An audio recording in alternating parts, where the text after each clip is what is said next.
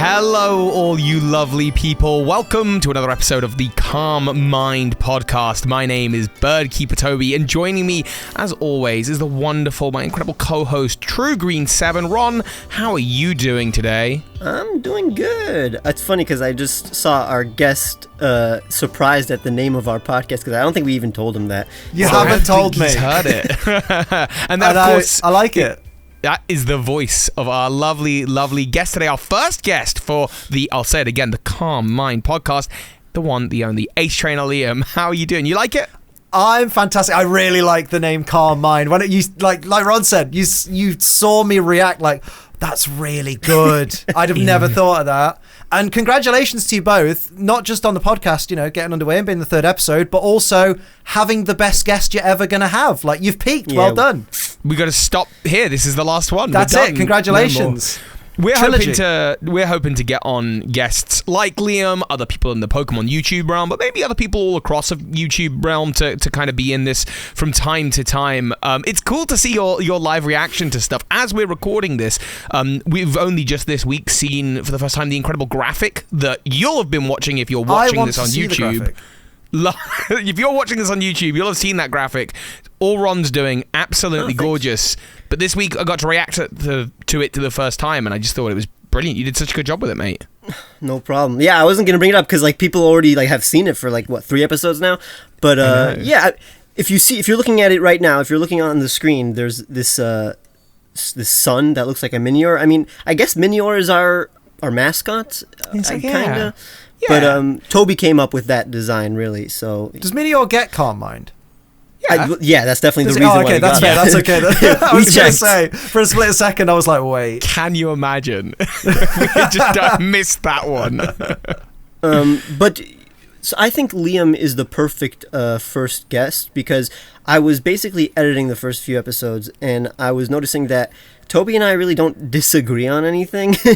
We don't fight, we don't argue. I mean, even if we do disagree on the rare occasion, we resolve it in a minute, and which is fun because if you're listening to people who usually agree and then they start disagreeing, that's a fun time right there. So it is gonna be fun along the way. But we wanted to bring someone who we normally someone opinionated. Yeah.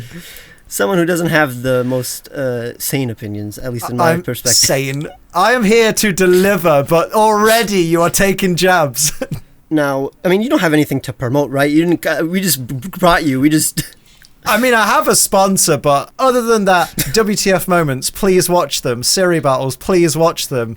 I want to be able to carry on doing my job, so that'd be nice if more new people your could come find the channel. WTF moments are great. They're really for anyone listening who doesn't know, you're I'm assuming a Pokemon fan. It's been my way of reliving the Pokemon anime week to week. Has been watching you calling out all the absolute nonsense that exists in the show. You're the perfect person to do that too. It's funny because when I started it, I was like, this is going to be so much fun. I'm going to watch the Pokemon anime. And I just react to it, have a bit of banter about it. And it's gotten to the point now where I'm like, oh, it's this episode. Oh, come on, man. I really have to sit and watch this multiple times to find all the stuff for it. Did you watch the episodes when they, all of them when they first aired? Are you familiar? Or are you finding episodes you're like, I didn't know there was an episode about Dunsparce or whatever. I'm watching Kanto the Kanto seasons all the way up to Ash winning the Indigo League and the very early days of Johto. I'm probably past the point now that I watched to as a child. So a lot of the Johto stuff now is quite new to me. I'm doing the Sentra episode as we're doing this recording. I've never seen the Sentra episode before. When I get to Diamond and Pearl, when I was in my 20s, I watched all of Diamond and Pearl, all of Black and White, all of X and Y onwards. So it's really Johto and Hoenn are the anime seasons that are quite newish to me, apart from the odd episode I've picked up on Pokemon TV here or there. So now I'm at a point where I'm having to watch them for the first time and then give my honest, candid reactions. Whereas for the Kanto stuff, I already had in my mind, I remember this was garbage, I remember this wasn't very good, I remember this was a really weird thing. Although there are still some episodes that slip through the cracks. There's a couple of episodes, I can't pinpoint a specific one, but during the Kanto seasons, I remember there being an entire episode that I would have seen as a kid, but I have no recollection of at all. And I'm like, when did any of this ever happen? And it's stuff that nobody ever talks about. And only a handful of people in the comments of that episode of WTF were like, oh, I remember this. Yeah, this is one of my favorite episodes growing up. And I'm like, I've never heard of it.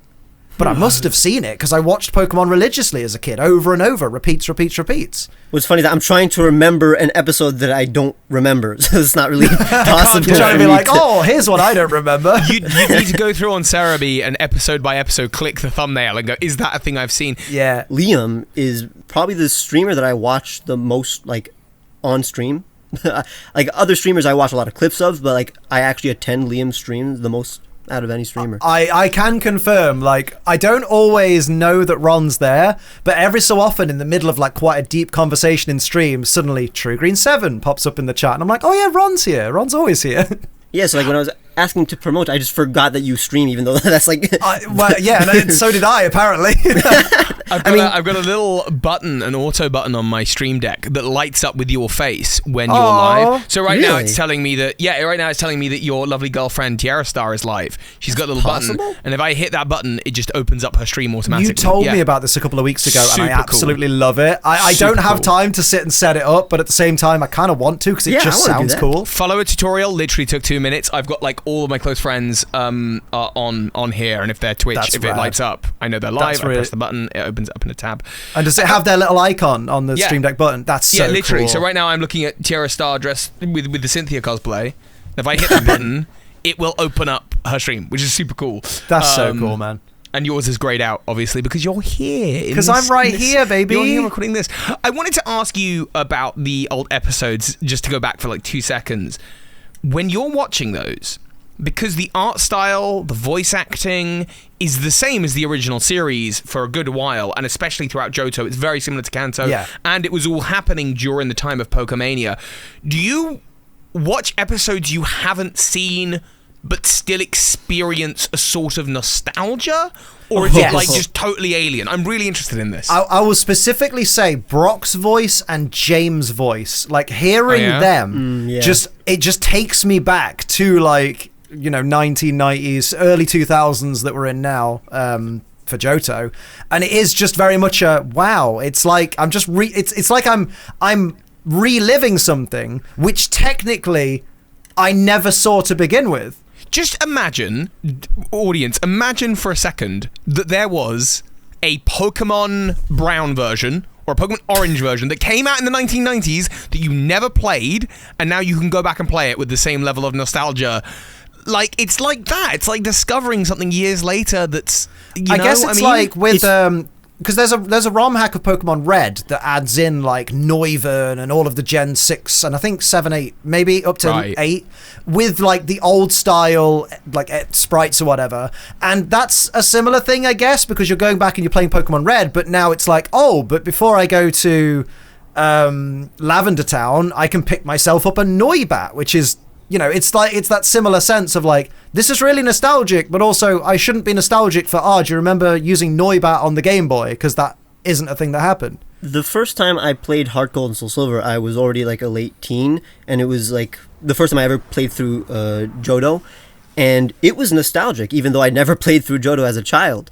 And I think it really has to do with like, whenever you trigger like something that's like in the recesses of your mind, because maybe I definitely saw Johto Pokemon before I played Heart Gold, and I probably heard a few of the music, definitely saw a few of the episodes, so Johto was in the back of my mind, and it just, the new experience had to like unlock that, I guess, even though it wasn't like a big part of my childhood. So I think a lot of nostalgic stuff for me that feel nostalgic even though they technically aren't, are like that.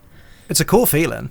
Yeah, nostalgia is my favorite feeling. I know why people are addicted to it. I am. Yeah. I think I am. Like, it's so good. It's like my second favorite feeling. My favorite feeling is love, of course. I was going to go with being full of food, but love's good too. Having a really good poo. Oh, yeah. Literally 10 minutes for the podcast. Yes, let's go. What's crazy is, I was waiting. How fast can we get to poop? But what's funny is that I've noticed that music in general is probably everybody's music taste is based on nostalgia. We always think it's usually based on like how good our music taste is. It's really just based on what we listened to as a kid and what triggers the happiness. Oh, yeah. What time does that song remind you of? Is like such a integral part to the enjoyment of music. Hearing a song that you remember can just take you back to a literal moment in your life of like, I was sat here in this chair on this veranda somewhere. But that's why I love listening to music so much, because I'm able to like control the nostalgia. I'm able to be like, okay, I want to feel like that day. Yeah, that's cool. I remember the song that I listened to like the day I walked out of my last day of college. So it's like, oh, now I listen to that whenever I want to go on a walk and feel happy. But I think the number one thing other than the music that triggers nostalgia for me is smell. Have you guys, does that do that to you? Not so much for me. Really? It hits me. There is a shop in a place called Harlow in the UK, which I've only been to twice. It's a random town just north of London, whatever. I've been there. I went for a walk round. I went into this shop called Three Darths. I don't know if it's still there. Plug promotion. I walked in, and I don't know what the smell was. I've never experienced it anywhere else I can think of, but I just went in there, and suddenly I was a child because of the smell. And I went back there another time and confirmed... It's there! What is that? What is that? Wait. You made that sound like you went back specifically just to smell this place. Like, because it was, no, genuinely. The shop's cool. It's a geeky shop. It's the kind of shop I go in. But it was... I specifically went in to kind of huff the store and go, oh, what is that? Because it had such a profound effect, and it just took me back to, like, some unlocked half memory of being a kid, but I don't even know what that memory was. It was a long time ago now. Trust Birdkeepertoby to make an entire appointment, take an entire day trip to go and smell nerd sweat. I want to be clear. I was going there anyway, and I was like, if I'm going here, I'm not going in that shop. I need to know if I just imagine I need to know how it smells. I hope they've got some deals on. Just like, oh man, it better smell the same, or this trip is ruined. Your face is going to be behind the counter now. Do not allow this man to enter. He will try to smell. It triggers that like Ratatouille shot. Yeah. Oh. What's funny is that this is like a reoccurring thing where I'll kiss my mom on the head and like smell like whatever she smells like that day, and I'll be like, oh, you smell like Macy's in 2005 or something like that. Because I literally picture. Sorry, that's a really wholesome memory, but I just. But that's also the like not the reaction I'm sure your mum is looking for when she puts on her perfume in the morning is, oh, I hope I smell like 2005 Macy's. Oh, you noticed. I really am able to pinpoint like the actual like age that I was when I smelled that smell. Because like, I mean, every year of your life is a bit different. So like if I was in a Macy's, it was probably with my mom, it was probably 2005, because I don't know, maybe in 2006 I was too old to go to Macy's with her or something. I don't know. Before we move on, Ron, how's your week been? What have you been up to? Well, I mean, we're still in the middle of it, but like the previous week was Passover for me, so I was celebrating that. Of course. Nothing great. It wasn't like an unusual one. It was pretty normal. Except yeah. Well, I was going to say, you'll have to excuse me. I don't know anything about Passover, really. Could you tell us a bit? I remember bits about Passover because of an episode of the Rugrats. Oh, yeah, that's a really good... That's my knowledge of Passover. And the Seder, is that right? The Seder, yeah. And the matzah loaf, which is the unrisen bread, right? He's good. Yes, go me! I'm remembering GCSE religious studies. People always talk about representation, right? And Rugrats was probably one of the few cartoons that had any kind of like Jewish representation, at least. So it really meant a lot as like a little Jewish kid. That was because of Rugrats. I think I understand how important representation is. But yeah, so do you need to know what the holiday is or the traditions or both? A bit of both. I really don't know anything about it. It basically just celebrates the Exodus, the time that the Jews, the Israelites, left being enslaved in Egypt. And right. Okay. I mean, I'm not going to explain the etymology of everything like Passover, because then I have to tell you the story of Passover. Is there some fasting involved? No, non-Passover. No? It's basically 8 days of you're not allowed to eat any bread or anything that is that has risen. So the only kind of bread you can eat is matzah. And the way we celebrate this holiday is basically have this Seder, which is basically this big grand feast, I guess, where we tell the tale of the Exodus, where we tell the tale of Passover to the children. Or I mean, a lot of Jewish holidays, it's mostly about the food, honestly. There's not like an active thing that you're doing throughout the holiday. Like you're just chilling, but it's mostly just what you're doing during the feast and all the traditions during the feast, and also the history. So it's basically they tried to kill us, now we eat. Because they did not succeed. That's every Jewish holiday. Do you have anything like specific that you do that like is more of a family tradition that like you don't know, like a movie you watch or like a specific food that you eat or something that like you just don't? What's funny is that every year I'm like, oh, we're gonna watch Fiddler on the Roof, because that's our tradition to watch Fiddler on the Roof on Passover, and we never do. But it's like, but we always act as if it's our tradition, because we one time tried to watch it and like I don't know. We stopped in the middle, and then we never finished it. So we're always on limbo. We're like, when are we going to finish this Fiddler on the Roof that we started 10 years ago? Oh, it's going to be this year. It's going to be this year. And it never is. So I feel like that's a tradition to just complain about whether or not we're watching Fiddler on the Roof. I love that. But other than that, it's usually, I mean, every Jewish family does like the middle 4 days of the 8 days of Passover. It's called Chol HaMoed, which is the days that you're allowed to just go and have fun, because usually on a Jewish holiday, and over the Sabbath on Saturday, religious Jews, they're not allowed to like use electricity or work or go or do anything really like that. So but the middle 4 days you're able to do that for Passover. So that's when a lot of Jews go on like vacation, like they go on a lot of trips to like the park or museum, and like you'll see a lot of like if you're in Passover and you go to like the city, whatever city that you live near, as long as there's a Jewish population like New York, for example, you'll see a lot of Jews just hanging out at the park or doing something during Passover. So that's usually a Jewish tradition, I'd say, among most families. But other than that, I had an ant infestation in my room, for some reason only situated around my bed during last week. So the whole week I spent like 10 hours dealing with that, like tearing apart my room, like looking under my bed, looking for where the source of this ant infestation Someone's is. been getting some sugar. Well, that's okay. So here's what's funny, that I basically, this was the 1 week that I ate a lot of food in my room. So we had a lot of like treats, and I assumed that it was because of that, but it wasn't, because, have you ever heard of spring cleaning? Yeah. So that comes from Passover. So before a month before Passover, just the whole month, you're just cleaning the entire house. So there's no like breadcrumbs or anything that's chametz or anything that is not kosher for Passover, like breadcrumbs or anything that is. So it's like, this is literally the cleanest my house is the entire week. So why would there be ants? And also, again, only situated around my bed.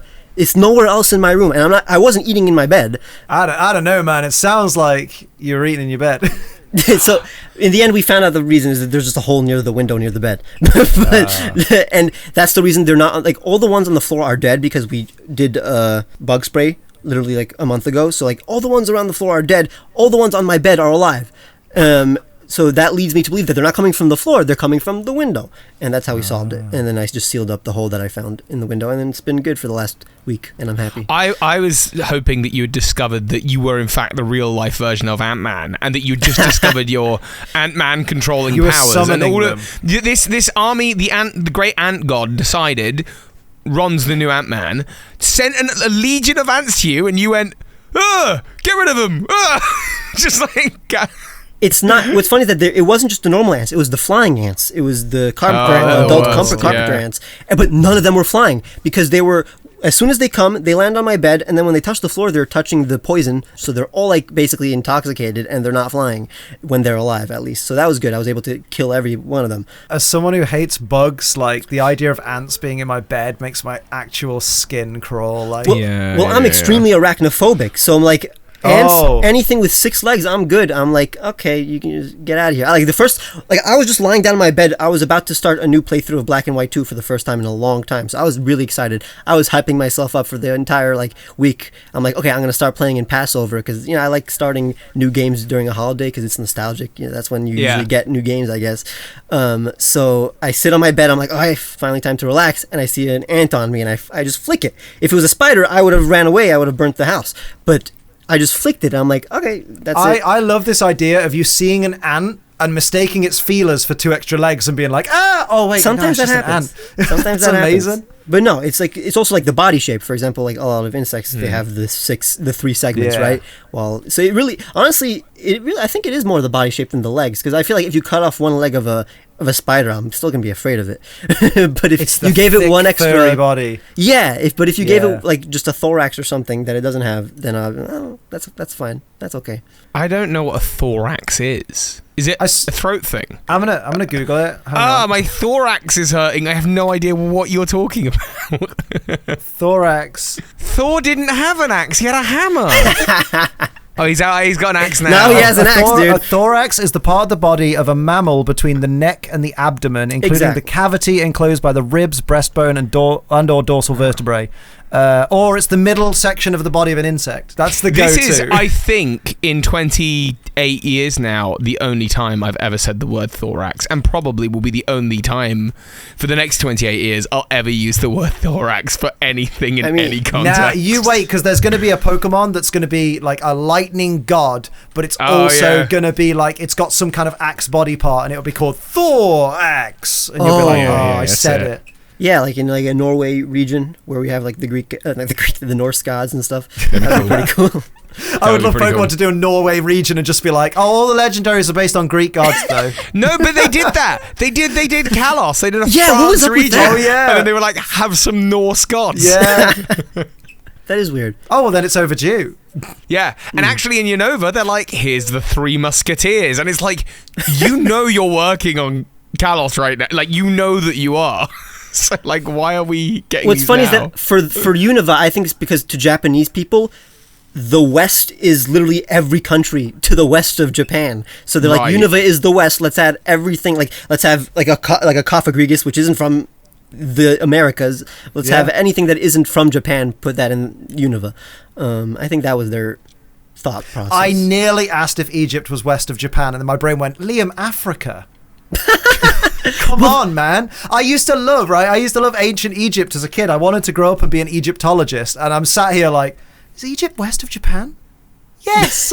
Yes, it is. You watching Moon Knight at the moment? I am watching Moon Knight at the moment. You liking it? Because it's got a lot of that in it. I didn't start Moon Knight yet. I feel it has ups and downs in like some parts of the episode you're like, wow, this is incredible, and then other parts of the episode you're like, come on, do something. Because usually me and Phoebe will watch stuff together. We have the same opinions about stuff, and we're having that horrible thing in a relationship where I am not really hugely enjoying myself right now watching it, and she is absolutely loving it. And the end of the last episode, she was quite quiet, and I was like, "What's up?" And she's like, "Just don't like it. I just like it." And I was like, "That's okay. You can like you don't it." need to She's feel like, bad. "She's like, yeah, but I can tell you don't like it, and then you're gonna say all the reasons you don't like it." I was like, okay, I'm not going to say a thing now. I don't want to ruin your enjoyment. Me and Sophie had a similar thing with the start of Hawkeye. I mean, as we went through Hawkeye, the more bored I actually got, and I was like, this is a long 50 minutes to get through. But at the start of it, I was like, it's okay. Let's see where it goes. It's not the greatest show. We just had Loki, and that was absolutely fantastic. Yeah, so obviously, maybe we're trying to hold it to that standard, but I think it's built into something all right. Sophie was completely bored. What's funny is that Hawkeye, I'm just a big fan of Haley Steinfeld, so I was really enjoying that. Is that the main girl? That's the main girl. Yeah. She's also Kate Bishop. She's Vi in Arcane, Toby. Vi in Arcane, Gwen Stacy in Spider-Verse. Oh yeah, she's really good voice actress. Oh, she's Gwen Stacy in Spider-Verse? Yeah. Damn. She's Bumblebee. She's really funny. She's in Bumblebee. Have you ever seen, was it Edge of 17 or something? I haven't seen it, What's no. the But movie? I've seen clips from it. I know what you mean. It's the one with Woody Harrelson, right? Yeah. It's looks an really good. amazing movie. I love coming of age films, and it's one of the best coming of age films. Oh, I thought you were going to talk about Edge of Tomorrow, the Tom Cruise I movie. love Edge of Tomorrow too. I love Edge of Tomorrow, man. One of the It's most so good. underrated films of that decade. I love Groundhog Day films. So like Edge of Tomorrow, Source Code is great. Oh, I love Source. I have to watch it. Yeah. I watched that when I was like 13. I probably didn't get it I after we think watched that's a it. No, great I loved movie. it though. I love when we get like godlike powers. Like the Eternals. Yeah, I mean those were pretty generic I powers. liked though. the Eternals. Like the reason I just really enjoyed Eternals more than the average person, at least, was because I'm a huge fan of like revisionist history. Like in any media, I just love seeing. Oh, that's what actually happened in history, or Yeah, that's that is. why Right, this okay. massive historical event happened, is because of these guys. Yeah. like the X-Men, they did it really well where they're like, oh, Chernobyl, for example, caused more mutants or whatever. Yeah. Or Kennedy was assassinated by Magneto or something like that. My favorite thing of that in all fiction that I've seen is there's a Doctor Who episode in which they go back in time to a couple days before Pompeii erupts, and the Doctor's companion is like, we need to warn everyone in Pompeii that the mountain's going to erupt, and the Doctor's like, this is a fixed point in history, they don't even know what a volcano is yet, this is just a mountain to them. And then it's Doctor Who, so there's some sci-fi bits and there's some aliens that turn out are living under the mountain, and there comes to a point where those aliens are going to use the mountain's sort of magma power to take over the whole world, and the Doctor is forced into a situation where they basically have to blow up the volcano to save the world, and they're like, this is the fixed bit of history. Yeah. It's either Pompeii or it's the world. We've got to do this, and so they sort of do it together, and it's kind of thing they managed to save a family, which is Peter Capaldi's family, who ends up actually being the Doctor way down the line, and that's a whole thing. But I really like that episode. The Doctor has a family? No. Family? So Peter Capaldi, the actor who played the Doctor before Jodie Whittaker, he was a character. He's a different character in the actor. So the Doctor goes into other humans? No, the actor, Peter Capaldi. He was in the show as a different character? Yes, there we go. Actually, he's been in the show as two different characters before, because he's in a spin-off show as well that's part of the same chronology. So why does the Doctor look like Peter Capaldi when he plays him? I think they make a point about it, about being someone that he saved, and it's like they make some... I really like the idea that if ever Marvel wanted to do a crossover with Doctor Who, like get in touch with the BBC and do a crossover, Loki and Sylvie have been in Pompeii at the same time as the Doctor, and they could totally do a little like, hey, how did we miss each other? Like maybe they'll both go back to that point in time and be like, this was happening?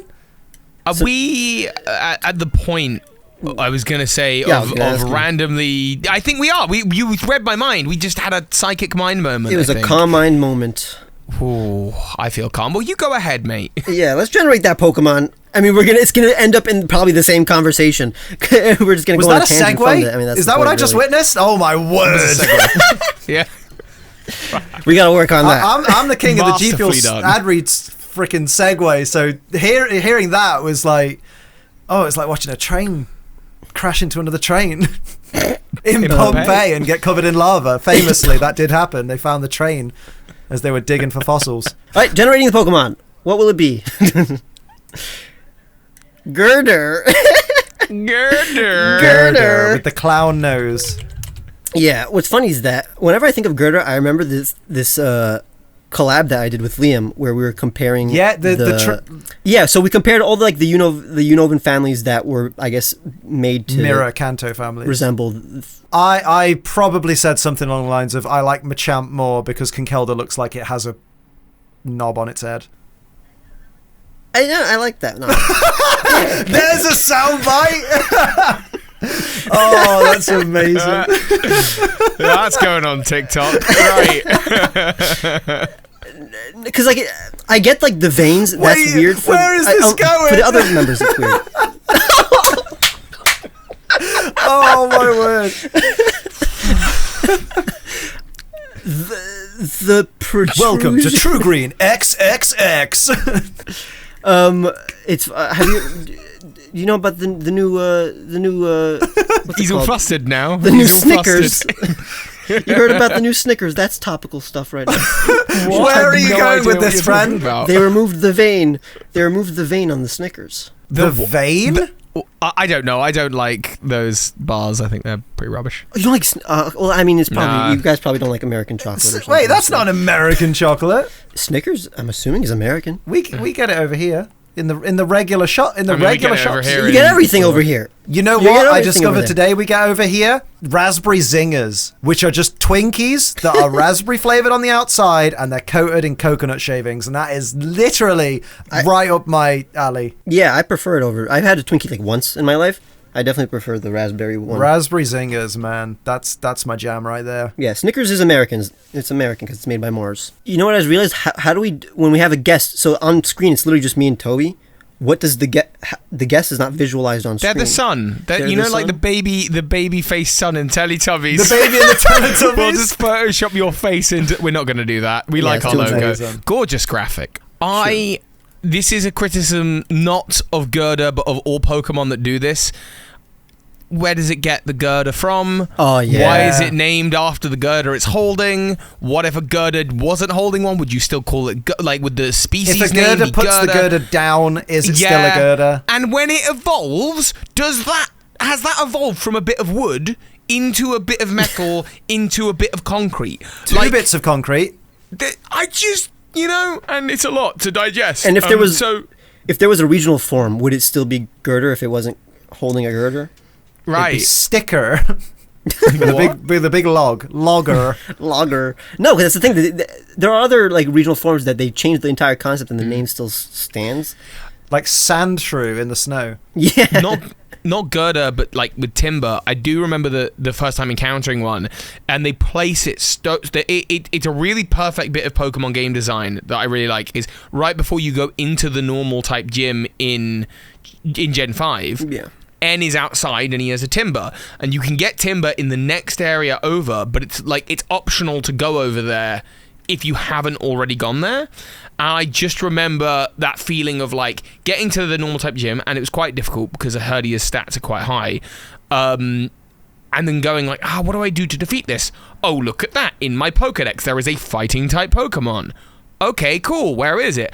Oh, it's this unexplored area just over. And it was this really intuitive bit of like Game design. You can't beat this boss. That's okay. The tool exists. You've seen it. Remember, you've seen it. You can find out where it is. And I always thought I really appreciated that. Yeah, they did a good job of that in the first few generations. I mean, maybe they still do it, but I just don't notice it because I don't really need. It's easier to do early game in any game for sure, exactly. because it's one of those things where, first of all, you're learning the ropes, so the game wants to teach you the ropes. But secondly, because it's about the rock paper scissors wheel of typing. By the end of the game, every type is available to you, and actually by midway through the game, every type is available to you. But still, quite early on in the game, you've got a gym, they've got a type, its weakness exists in one Pokemon, and that weakness exists. And it's easy for the game designers to predict what you will have at that point because they know they programmed it. But even in Unova, like I think the latest I can think of is really like a Chargestone Cave. You have electric types right before Skyla for flying types. Which is, I can't think of a later kind of example of that. But that I don't like so much because it's giving you the electric Pokemon before the gym. True. And what I think is better is you go to the gym, you go, what do I do? And then you go away, find the tools that you need. That's kind of like what you get with the Whitney Machop trade in Gen 2. And I think there's a couple of other instances of that, and I really love it when a game can do that. I'm actually right now just playing a game. We're going to be talking about games later, I know. Played a game called Tunic. Have you guys seen Tunic? Never heard of it. No, I've never heard I've heard of the outfit. You would both absolutely love it. It's made by one person over 7 years. It's a top-down game. You'd love to play it on stream. And it's apparently, like Dan says, it's his game of the year, Falcone. Wow. And it's got the most gorgeous art style. Yeah. I mean, it looks like Zelda, but a fox. Stunning. Yeah, and it's like a little Zelda Lynx Fox type thing, and I've just had the same thing. A Lynx. I've just had the same thing where like I'm only in the first sort of area as far as I can tell, and it shows me, okay, these are your movements. Great, this is a low level enemy. Okay, here's a slightly bigger enemy. Okay, there's a really big enemy. Is it a puzzle game or a platformer? Puzzle game, I think. You're not able to defeat this enemy at this point, probably. So why don't you go away, go explore, and it just sort of nudges you. And I'm sitting there going, I really could do with the sword. Oh, I found my way to where the sword is, and then you learn why the sword is better than the stick, and so on. And I'm looking forward to hopefully sort of 10 to 12 hours of thoroughly enjoying this. I'm like, the moment I'm done here, it's the next thing I'm doing is I'm playing. It looks rad. It looks really cool. I would love to talk about this, like the art design and style of this game, and also of any other video game that I can think of. But like, how do you do that in a podcast? Yeah. Trust me, it looks really nice. You just have to take my word for it, basically. But yeah, it is a good looking game. So if you're listening to this, go check it out. I just like that style where it's like isometric. I think is that the name of it, where it's like like the thingy was isometric. Triangle strategy. Yeah. Oh, okay. Yeah. It's good luck. It's good luck. I really wish the Diamond and Pearl remakes, Brilliant Diamond, Shining Pearl. Oh, they were so close. They were so close. It would have been. I thought they were great. I'm the only person who loves those. They're my favorite remake of any Pokemon game, and I used to have Heart Gold and Soul Silver as my favorite Pokemon game. Yeah, that is odd. Why did it go above that? Because to me, they've just done Diamond and Pearl perfectly, and I know everyone's like, "Oh, it's missing all the platinum content," and I'm like, I forgot the part where I said they did platinum perfectly. They did Diamond and Pearl perfectly.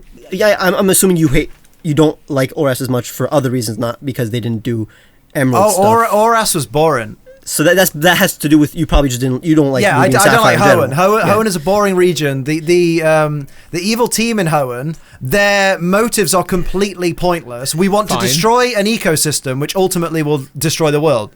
I don't like evil villain plots when their plot is, I want to destroy the world that I live in, so that I also will be dead because my world will be destroyed. Team Galactic are trying to blow up the universe. They were even stupider because they didn't even know what they were doing. Team Galactic, Cyrus specifically, who leads Team Galactic, wants to travel to another universe so he can be completely on his own. That is relatable. Okay. First, also, hang on. Because here's the thing. Here's the thing, right? Since when, first of all, did it need to, Team Aqua want to flood the world? It's stupid. It's a Pokemon game. That's fine. I didn't need. Okay. It doesn't need to be serious. Here's the thing. Right? Because.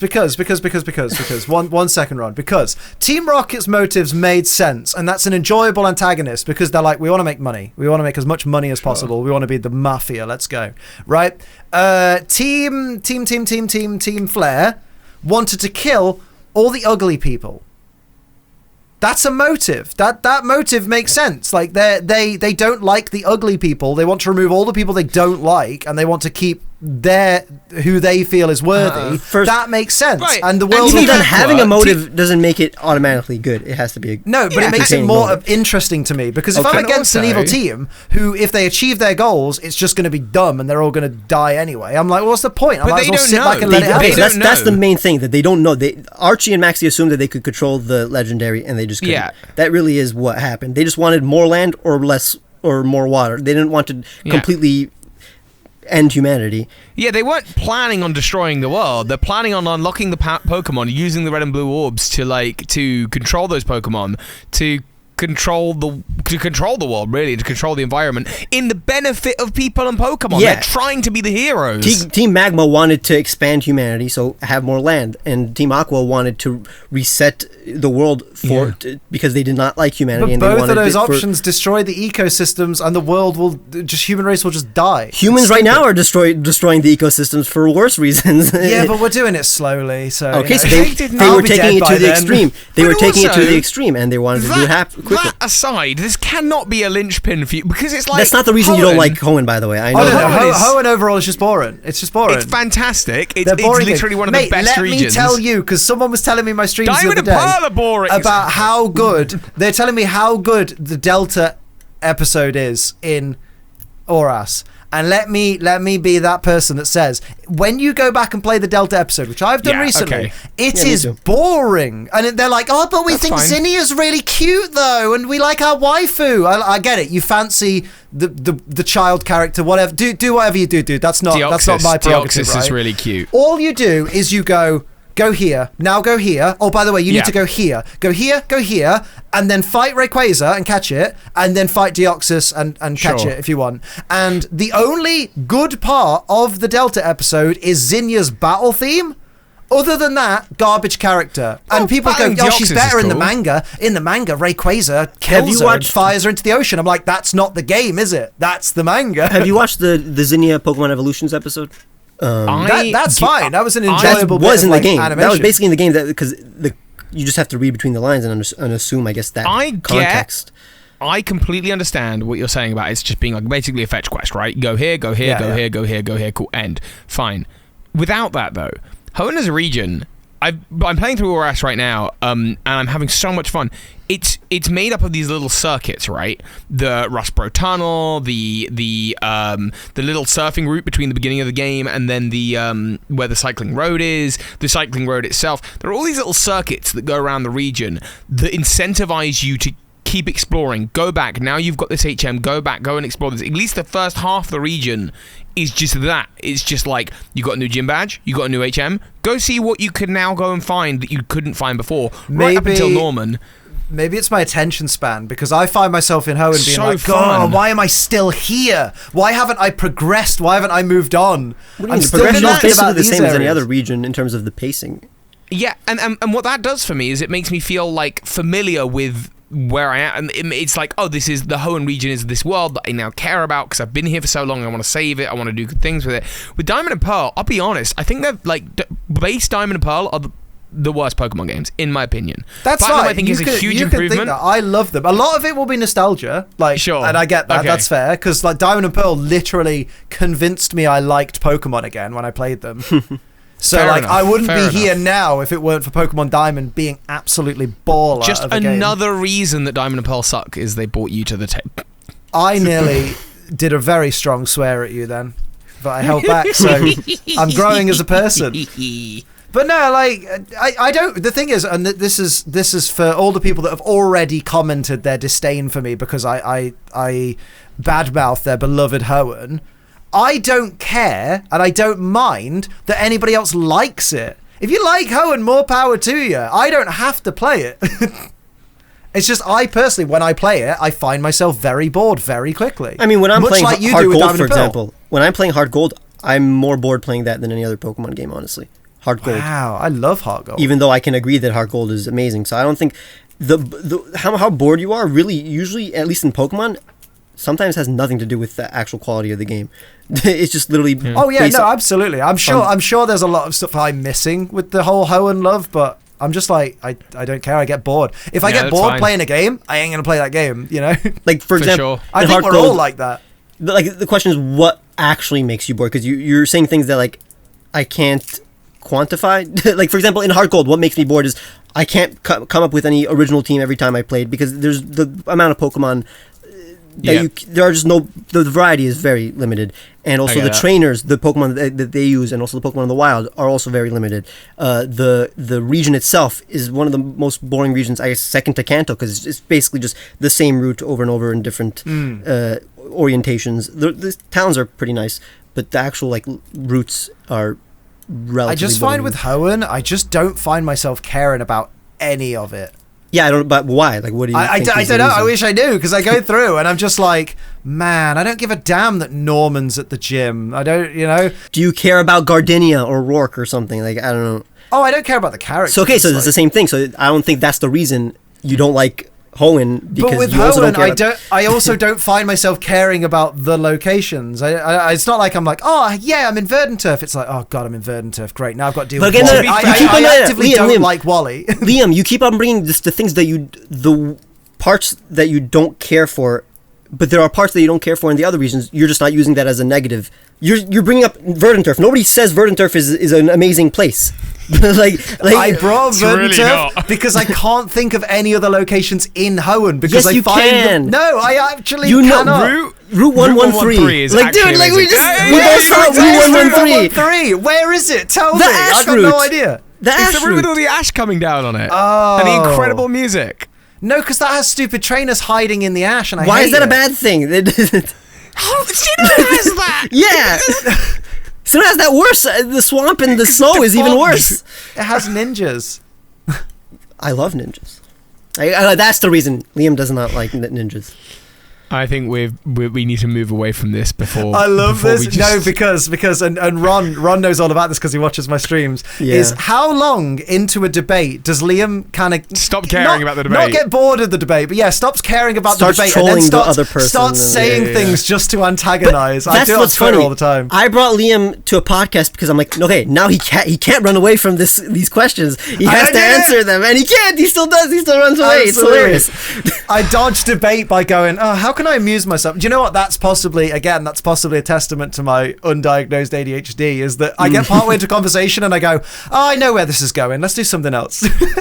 No, but Let's it really amuse isn't. I am ourselves. like as a person, I care for you, so I really do. I am interested in why the reason why you like or dislike things in general. So. Yeah. Like it's ultimately it's as simple and it's as ape brain as I play Hoenn. 10 minutes in or an hour in, and I'm like, man, I want to play any other game than this. I'm playing any other game than this. The same that like I'm encountering probably the exact same things I encounter in Hoenn, but I'm just like, man, I'm having such a great time. This is so cool. And that's where I am with BDSP. I'm just like, it's adorable. It's funny. It looks so freaking cute. And just Diamond and Pearl, I always have fun with it. And like everywhere I go, I'm like, wow, this, wow, that. And maybe it's because I didn't grow up with Hoenn. I mean, Because like, Hoenn was during my Pokemon downtime. Like Hoenn and Johto were in the time period where I was like, oh, I'm too old for Pokemon. Screw this, it's a baby game for babies. And actually, what I was doing there was being really immature. Because I'm choosing to not like something based on like how Public old perception, or young I think you have to be to play it, and that's really lame. But then 12 years later I was like, yeah, I'm back. Diamond's amazing. X and Y are amazing. It's funny because Diamond and Pearl, Brilliant Diamond, BDSP, I hate the names. BDSP are the only Pokemon games where I was actively depressed while playing it because of the game. What? Because I was sad that I was not enjoying it as much as I wanted to. It's not a bad Pokemon game. For me, it's like mid-tier Pokemon game, which is still like an 8 out of 10 for me. But like, I was not having a fun time because I'm literally just playing Diamond and Pearl, and parts of it are worse because, for example, the EXP share makes it so. Oh, I love the EXP share. Or the Pokemon are hopping up and down in every single battle. Like, get on with it. To be fair, please. that's not exclusively a BDSP thing. That is a Sword and Shield thing. I'm fine with but it's not to that degree. Yeah, it's not to that degree. Because now affection is all based on other things that are just way easier to get affection. Yeah. But now here's the thing that I'm totally fine with the XP share, even when it's. I mean, I prefer it to be turned off, but in the other games like Sword and Shield, I was fine with the XP share. It was just that it was not balanced to Diamond and Pearl's, level. Because they kept everything the same in terms of the levels, but they gave you XP share, so you just level up way more. What sucks is that I tried to combat that by giving my Pokemon herbs and stuff like that to make them not like me anymore, which was fun. Like, it made it more challenging because they weren't having any of the effects of affection. But that means that the Elite Four and stuff was way harder than it needed to be because of that. Because I didn't know that it was going to be as hard as it was. The Elite Four was great. Definitely the best Elite Four and champion I've ever experienced. I think they need to do that in gym battles. Give them proper IV setups. Give them like 100%. Actual strategies. Give them held items. That was mint. I 100% agree. I'll be honest, I went on an emotional roller coaster with it because when the first trailer came out, I didn't think it looked good. Then we got the updated kind of the game footage is not final and the updated trailer, and I went, oh, this actually looks like a lot of fun. And then in the lead up to, like, we got glimpses at the map, and it was like, oh cool, they're doing something new with the PAL Park. I wonder what's going to be down there. That's kind of cool. Really interested. Then I played the game, and it was like, okay. And then I played it again, and I didn't enjoy it. And then I played it again, and I was just like, you know what? This is not. I'm like, and the art style. What we were saying literally at the beginning that started this discussion is with Tunic, gorgeous. With Link's Awakening, gorgeous. With this, so close, so like inches away. Yeah. But there's just something about the lighting dynamics, the particle effects, the shading. I don't know, that just makes it sort of not be that art style and be something slightly different that I just don't enjoy. I love it. Do you think the music thing was deliberate? What music thing? To combat piracy. Basically, yes. when the games were pirated, and obviously when you get the base version of the game, it has MIDI like placeholder music. Yeah. And then if you download the patch that came out on day one, it puts the actual orchestrated versions of the music in, or gives them proper instruments on top of the midis. I think they just ran out of time, honestly. I like to think they were like Logic says to me they ran out of time and they were like, just add it on day one, just add it in the day one patch. But part of me likes to think it was like, we know people are going to pirate this game. Yeah. Let's get people talking about it by leaving the placeholder music in. People will go listen to the music. It's so bad. What sucks is that it's but worse. Then people will still end up buying it and then hearing the updated music. It didn't make people want to buy it more. In the end, I agree. It shouldn't make people want to buy it. It made people like judge it worse, even because like people still think that the music is bad because they played the pirated version and they didn't go back and listen to the real version of the music, which is annoying to me. I mean, if we're already talking about like our favorite games or whatnot, I think we should talk about our favorite games in the actual segment that we prepared, which is our basically top 3 to 5 favorite video games. Here's the main reason I actually like. I think the number one reason I'm like, we need a guest is because I am not a gamer. So my favorite video games are mostly Pokemon games, and that's why I need to tap out. I need someone to bring as a replacement for me, because I mean, we'll talk about my favorite games, but I'll allow Liam and Toby to have most of the conversation, and I'll definitely comment on it. Well, I prepared 3, but I specifically have left Pokemon off the list, and that's just because I think we're going to talk about Pokemon so much throughout the duration of future episodes. I don't want to talk about Pokemon. Everyone knows I like Pokemon. Yeah. I don't even know how to rate it. It's not a fair comparison, even remotely, because Pokemon is a franchise that I'm invested in. Do you get that, Liam? I've got 5 games on my list, and Pokemon isn't in them, and it's not because I've gone, oh, I'm leaving these off. It's because sometimes I don't even think Pokemon craps my top 10. Fair. I enjoy Pokemon, and I love Pokemon. Like, I'm very much obsessed with Pokemon. But when I think of like games, what are my favorite games of all time? Sure, what are the games I've sunk the most hours into or had the most enjoyment from? Pokemon isn't always up there because, and this is something that people seem to forget about Pokemon, or at least this is people don't realize about my attitude towards Pokemon games. People get annoyed when a Pokemon game comes out, and I absolutely love it. They're like, but this is wrong. But this is wrong. The graphics and the shadows and the gameplay, and I'm like, they made a Pokemon game. That's all I expect from a Pokemon game is, can I catch Pokemon? Can I fight towards being a champion? Yes and yes. Oh, this is really fun. I know I'm going to enjoy this. And like, that's all I expect from Pokemon, which is why it's not higher in my favorite games, is because I'm like, I expect the bare minimum from Pokemon, and that's what they always deliver. So great, cool, but there are games that go above and beyond and absolutely smash my expectations, and that's why they're so high. Give us one. What should I go in reverse or? Yeah, in reverse. What's your 5? So my 5th favorite is Final Fantasy X. Yeah, I knew you were gonna have a Final Fantasy game there. It's not the only Final Fantasy in the list. I knew that too, probably. Final Fantasy X is so fun. Now, which one is that?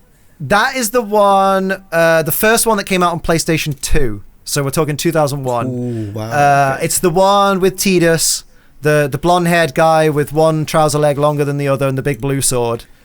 And that game, like, it has so many lovely, like, ups and downs, and the characters are really... It's the first Final Fantasy with voice acting, so connecting to the characters is a lot easier than in previous games. And, like, you've got John DiMaggio doing the voice of Waka. He's absolutely wonderful in that role. And, like, I like how well-rounded all of the characters are in terms of like their abilities and things. Everybody has their specific role, which is classic Final Fantasy, but I like how every character gets a chance to have a good story told about them, and you warm to them so much, and you watch them all grow to be such a close unit. And as like obviously certain twists and things happen, it makes you cry a lot towards the end. Other than Final Fantasy VII, it's probably the remake. It's the Final Fantasy game that I've seen the most cutscenes of. Because they always come up with the laugh. Yeah, exactly, the laugh. The Tidus laugh, yeah. and it also has my favourite Final Fantasy character in it, which is Auron, who's just wonderful.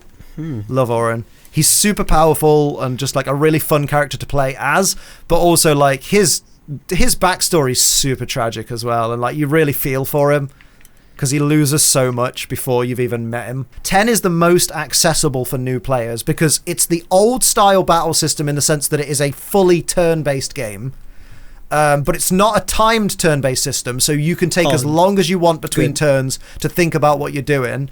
And also, because it has the voice acting, it's a little bit easier to just get used to how characters and things are in the game rather than it be read everything, because I think that's very difficult with older games where you have to read all the dialogue. People tend to struggle to warm to a new franchise if they have to do loads of reading about it. I remember playing a little bit of 13 and I'm so sorry. Yeah, I just got really bored quite quickly, and I think I played a little bit of 13 too, which was maybe better. I've played a little bit of 7, but then just didn't continue. And when I say a little bit, I mean literally like not even out the tutorial. Yeah. And I've actually probably spent more time playing Chocobo Racing GP as my only entry into the world of Final Fantasy, which is not good. Please don't hate me, Nintendo. Not Is that like good. playing just the Chow Garden in Sonic? No, the Chow Garden's magnificent by comparison. Okay. I will say with 13 onwards, and this is a big problem I have with modern Final Fantasy games, and I'm worried about 16 because I feel like 16 is going to follow the same pattern, is Final Fantasy. Square Enix decided when they changed from Squaresoft to Square Enix, they decided for some reason turn-based battles, nobody wants those anymore. Everybody wants real-time action hack and slash. And basically with 12 they went down the system of like you control one character and you set up gambits, and I hated that. You go into a menu screen and you set up like, you know, like if statements on a spreadsheet. So like, if this character falls below 10% HP, use this attack, use this potion, use something like that. If this character is inflicted with this status condition, make him switch to defensive tactics. Or if this character, basically program what your character you program what your character does in battle, so that you focus on your main character and the other characters just battle based on what you've told them to do, rather than you actively control each character. Which to me, half the fun of Final Fantasy was going, I've got 3 or 4 characters in my party. They each do different things, and I choose each action that they take. I'm just a stickler for turn-based RPGs. That's what I want. That's why I need to play Dragon Quest. Everyone tells me I love Dragon Quest. I would too, probably. But now, that's why while I understand the appeal of each game being a completely different game, basically, in a series, I literally, when I first heard that Final Fantasy, every game is like a different universe, different controls, different everything, I did not understand. So, like, what is Final Fantasy? What is it? Effectively, it's like just a standard like a fantasy adventure game. Like effectively, you know, like in the same way of like what is Dungeons and Dragons. It's but why can't Dragon Quest be Final Fantasy then? If they literally made Dragon Quest but didn't call it Dragon Quest, and they're like it's Final Fantasy, you'd be like, yeah, that's Final Fantasy. Why? I mean, effectively also, it could be, but I guess it's final. They just keep going. I guess, well, that's because Final Fantasy 1 was going to be the last game that company made. They were like, this if this game doesn't do well, we're done. It's the Final Fantasy. It was literally the Final Fantasy. And then they went, I guess we could do another one. The Final Fantasy was the friends we made along the way. Yeah, I think Final Fantasy's like personality comes from its character design. More they definitely look like Final Fantasy characters. Yeah, like, but there's just something about the stories of Final Fantasy. A big thing in Final Fantasy that is a constant, and it's something that will appeal to you, Ron, is the soundtracks. Oh, the soundtracks for Final Fantasy, especially the ones by Nobuo Uematsu, are absolutely incredible. Like, every area has such a good, like a great setting and a great feel because of the soundtracks, and like so many of the tracks are so incredibly memorable as you go through the games. I love that this is only your 5th favorite game. Yeah, the other ones you're gonna sorry. But this is nearly a Final Fantasy podcast at this point, just to say it outright. Toby, what's your 5th favorite game? You know what? I'll do top 4. Do top 3. I'm kidding. Couple games. Honorable mention to the PlayStation 5 Spider-Man. Really cool. Love swinging. Oh yeah, everybody. That's a very straightforward game. We know. Everybody knows it. I know what it is. Cool. I know how it's plays. Spider-Man. You feel like Spider-Man. Great. I really like everything Resident Evil is doing right now. Resident Evil's 7 and 8, which are the latest 2, but also the 2 and 3 remake, and Resident Evil 4, which is a bit of a classic as well. Resident Evil is like a franchise that I don't tweet much about it, I don't talk much about it, but I absolutely love it. Do you guys play Resident Evil? You know Resident Evil? I've never played a Resident Evil, but I watched my best friend when I was a kid play through Resident Evil 2. Like, I watched him play it like a let's play, basically. Yeah. Whenever I was at his house, it's like, oh, are we gonna play some Resident Evil? And it's just, right, am I gonna watch you play Resident Evil? Resident Evil is the Mila Jovovich movies, no? Yes. Let's not conflate the movies with the game, eh? The game, the thing that the game is really because it's several types of game in one. The beautiful thing about Resident Evil is it's horror at its core. It's and it's suspense. There are a couple games that fall flat. I know 5 and 6 are very like action heavy, and people really didn't like that, and the studio like pulled away from that. So they're horror, they're suspense, and you spend your first playthrough is maybe going to be like a 15-hour playthrough, and you're walking around an area, perhaps a police station, perhaps a mansion, perhaps a city, and certain areas are locked off. Oh, that one needs the circle key. And then you go down somewhere, and eventually you're going to find the circle key. You're going to remember, oh, there was the locked gate with the circle symbol. Cool, wonderful. And you're going to go around. It's very Zelda-esque style, like your dungeon crawling, but that's the whole map, and that's really fun. But you also don't know what creatures are going to chase you, what's going to be around the corner. And that's great fun. That's like a wonderful first experience. The stories are never that deep. There is a consistent lore. Great. But the thing that really elevates Resident Evil is the second, third, fourth, fifth, sixth, 10th playthrough. And you're like, why would I want to play through a game 10 times? But that's part of the Resident Evil experience, is once you know where all the keys are, once you know where all the items are, and you know the correct order to go through this puzzle box, you can get that 12-hour playthrough down to 5 hours, 4 hours, 2 hours. And the achievements in the game really incentivize you to like complete the game without using a healing potion, complete the game without saving, cool. complete the game on hardcore with only saving 2 times, complete the game within 2 hours, don't save. And you end up, like every Resident Evil game as a result, I end up feeling very familiar with. Because, like, I know the Raccoon City Police Department. I know it like the back of my hand. I know exactly the correct order that I should traverse that. And the challenge is, like, can I beat my time? Or when I jump into it nowadays, do I still remember all the tips and tricks? There's a boss in the second one that you can kill. When you first play it, you're like, oh my goodness, this hideous monster with a huge arm and 10 eyes, I need to shoot it. And you're like running through ammunition, and there's always just too little ammunition available to you, that you have to be really resourceful. The best games really are the ones that you can replay a billion times. Yeah. In each. Yeah.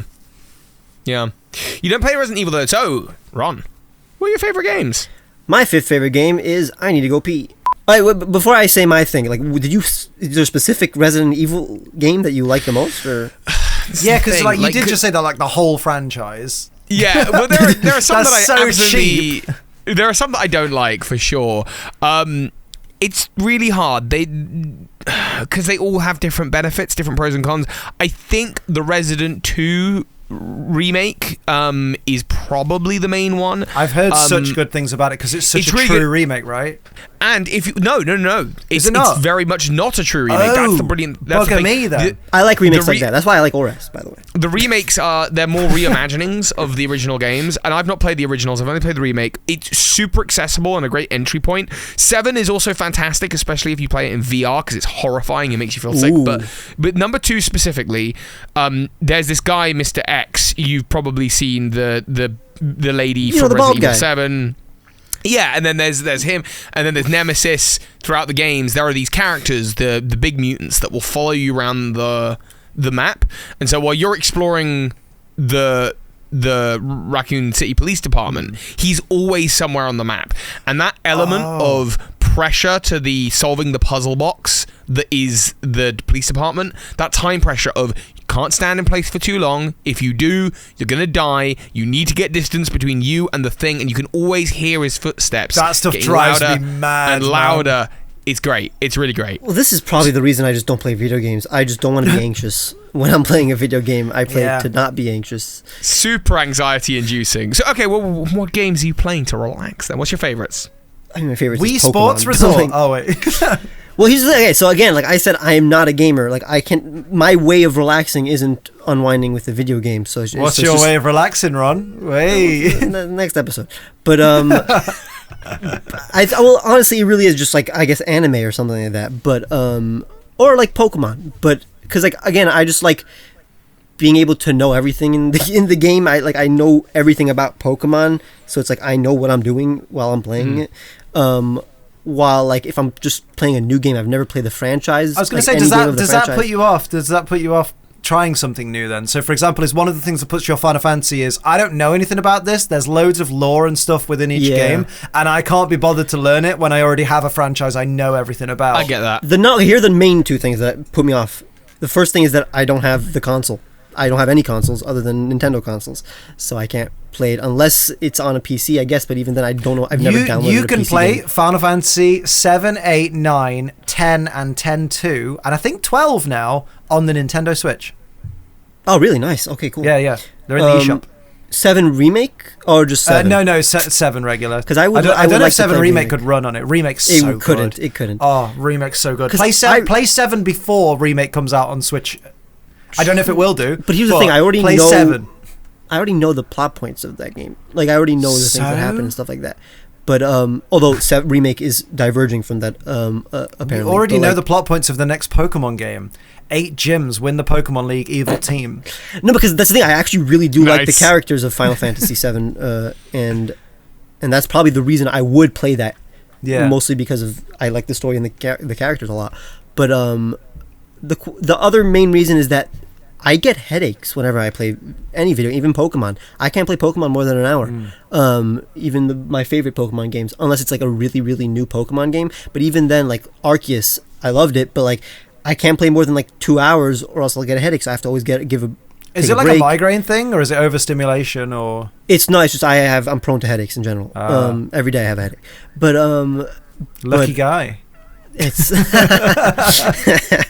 But what's funny is, like, that's the reason why I can't like rush through the new Pokemon game and like review it as soon as possible, because I just can't finish it as soon. I can't play any game 8 hours straight, every day or something like that. I envy anyone. You know the people who are always first when a new Pokemon game comes out. Like the game comes out and they've done 20 hours of it. They've reviewed it. They've done a let's play of it. They've done a Nuzlocke of it. They've done 100 tutorial guides on how to do each item and stuff like that. I envy those people because I just do not have. It's not necessarily like the skill, but I just don't have the motivation to be like, man, I want to be first. I want to get all the first clicks. I'm like, I just hope I get some clicks. You know what I mean? Like, I don't care about getting the most of them. Well, like I said, Pokemon is how I unwind, right? That is how I relax and enjoy my life. But that's why I don't want to rush through the new games. I want to actually savor it. And that's why also I don't like play a ton of it in general. Like I play less Pokemon than the average Poketuber because I don't want to rush through.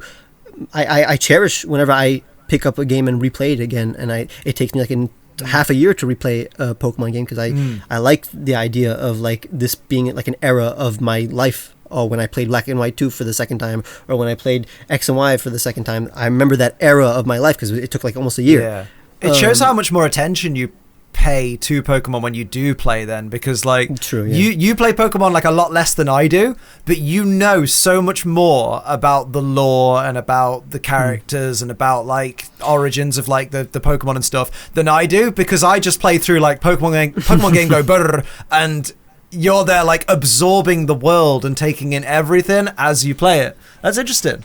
It's the reason I don't get burnout for my channel, and I think everybody should implement that. I think they don't play too much Pokemon. It sounds really healthy. Like the biggest thing to ruin my enjoyment of Pokemon games has been be a Poketuber. Yeah, and that I say that with still love in my heart for the franchise and still love in my heart for new experiences, but a complete like one day I will not be doing this job, and when that day comes, I'm going to do that. I'm going to play a new Pokemon game over the course of like 6 months and not know any of the Pokemon and not look up any of like what they look like, and it's going to be just the most magical experience. If anything, it'll make me want to start Poketubing again by the time I'm done. I had to detox from Generation 7 because I did too many Let's Plays and too many playthroughs back to back to back. And like Alola's tricky to get through anyway because of not how dialogue heavy it is, but how it's like dialogue, walk 2 steps, long pan, dialogue, walk 2 steps, long pan, fade to black, fade in, dialogue, long pan.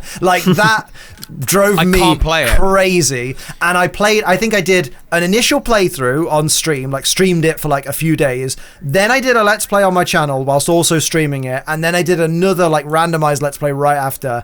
And by the end of it, I was like, I never ever want to go back to Alola. And then Pokemon went, hey, we're doing Ultra Sun and Ultra Moon. Are you ready to go back to Alola? And I was like, can I just quit my job? Can I just stop?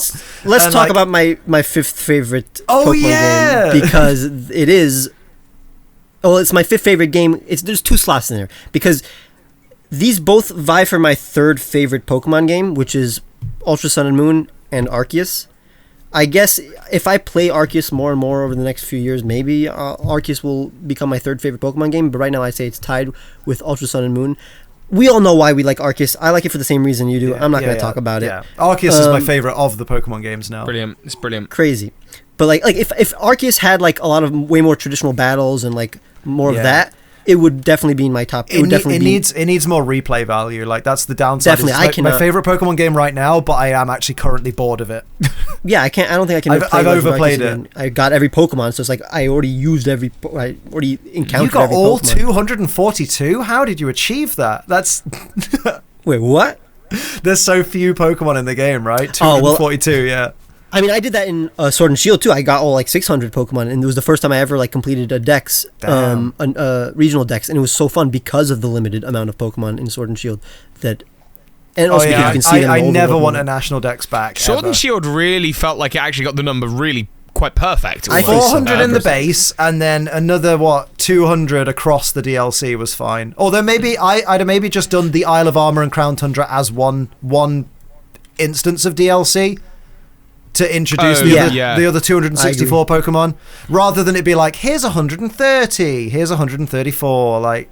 I get that. While it's not here, the DLC for Sword and Shield is probably the most I've ever had fun playing a Pokemon. I love the Crown Tundra. The Crown Tundra is my favorite thing in Pokemon, and it's mostly because I did have the endeavor of trying to complete the Pokedex, so I was actively going and catching all the Pokemon. If I was just running through it, I probably would have thought it was a little bit boring because there's barely any battles or anything. But no, I love I think the landscape of the Crown Tundra is just my favorite. It's super cool area, and it very much set the stage for Arceus. Yeah, I think some of it is a bit better than Arceus. Oh, just specifically the path towards the mountain, like the route before you enter the caves, like the snowy parts. Yeah, I really like the route design there because there's a lot of split paths. You can go up, down, which is very uncharacteristic for Pokemon. Even in Legends Arceus, it's more just like wide open spaces instead of like actual like routes. So the only thing I really truly feel that they're missing is like the Crown Tundra is multiple settlements. Like if you could have had more settlements of people and more towns that interacted with each other that you had to travel between without using fly, I really think that would have, especially in a location that you can get to by train. It's weird that there aren't more settlements there. Like normally, if somewhere has train travel, you don't normally go, but we only have one small town here. Like that's really weird.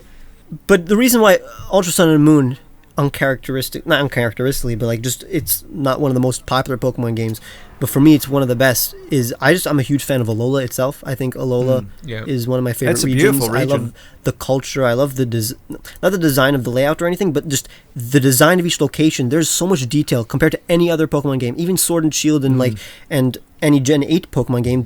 Every house has a bunch of detail. Every house looks different. Every location has the storytelling details and like lore behind it, just like every Pokemon game. But just the actual set dressing is the most detailed out of any Pokemon game. Like, it has a really solid new I don't want to derail because we've got so many more games we want to talk about. True. But like Ultra Sun and Ultra Moon actually break my heart because they, like you say with the Alola, Rainbow Rocket episode, set dressing, everything.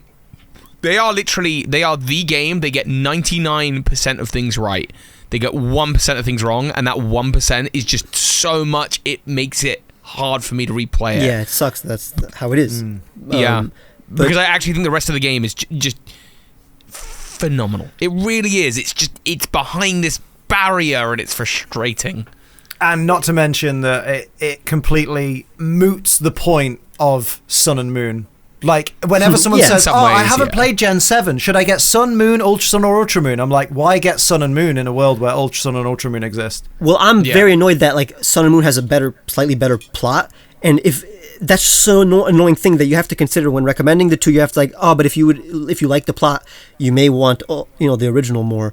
But it sucks that that's the case, because in every other way, Ultra Sun and Moon is way better, which is fine. I mean, that's what a third game is supposed to be. But like, and it's like I'd rather play through Sun and Moon, but I want that Rainbow Rocket episode very badly. The Rainbow Rocket episode, man. And there's so many other cool things in there, but I don't want to be in a situation where I'm going, yes, I'll play Sun and then I'll play Ultra Sun. Like that just sounds like hell. Other than Arceus, it's the game with the most quests, like side quests. There's actual interesting side quests that a lot of fans like. How amazing was the boss rush though of rebattling all of our old antagonists? Man. But I think the number one thing I do like it is because of the totem battles. I think those are my favorite boss battles. They're so unique as well. Cool. I actually have to think when I'm battling them. It's one of the things that tears me up about Sun and Moon and Ultra Sun and Ultra Moon is that trials replacing gyms. You went from battle this trainer, maybe they got one Pokemon, battle this trainer, maybe they've got two Pokemon, battle this trainer, maybe they've got three, then battle the gym leader, which is a very tired old system.